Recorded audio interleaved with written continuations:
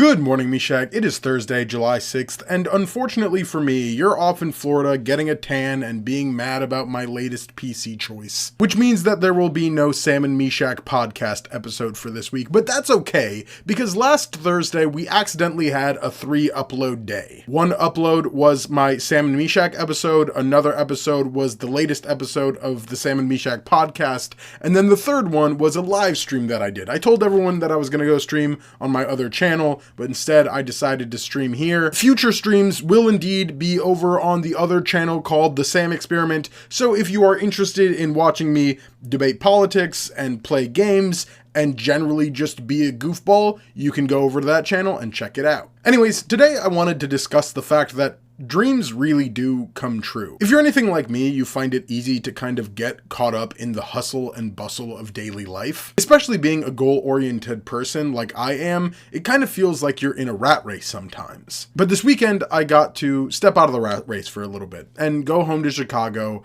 and reflect on the fact that dreams really do come true. It's funny, the whole weekend felt like kind of a poorly written novel. I got off the plane and was picked up by my parents in the electric car of my dad's dreams. On the ride home, we talked about Chicago and the weather and politics and about my mom's side of the family that she was estranged from as a kid, and the family she always dreamed she'd be reconnected with one day. The family that we visited last summer. I arrived home and the grass was freshly rained on and trimmed. Our gray cat strolled out from the backyard and hardly paid me a second glance. I ended that day in my childhood bed, staring up at the ceiling and thinking about how many thoughts I had had in that room.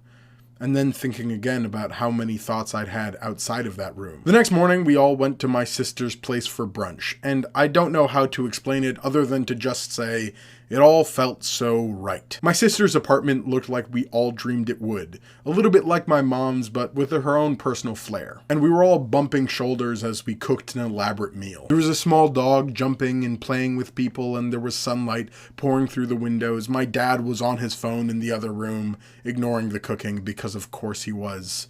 That's how the dream was supposed to play out. A few days later, we would find myself in my twin's apartment, and it would be equally right. She has a cool roommate and funky art on the walls, and a kitten who can fit in the palm of your hand. We went to a farmer's market after brunch, and then we got ice cream. We smoked cigars and laughed and watched movies. We did all the things that you dream about doing with your family when you're a kid. We did all the things that my grandparents dreamed we might when they came to the United States. It's hard to remember sometimes that you're living the dream. So keep dreaming and keep pursuing those dreams. Because as it turns out, even when something goes wrong or unexpected things happen, even when a pandemic happens right smack dab in the middle of it all, sometimes dreams come true. Meshach, Schmackers, I'll see you next week.